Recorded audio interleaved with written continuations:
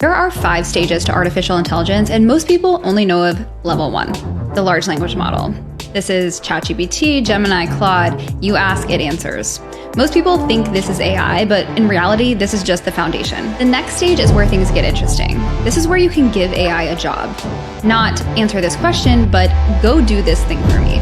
This is agentic AI, and this is where we are right now. But now imagine that it's not one agent, but 20. One researches, one writes, another publishes. They delegate to each other, and there's no human involved at all. The infrastructure for this technology is being laid right now. Then there's the big one.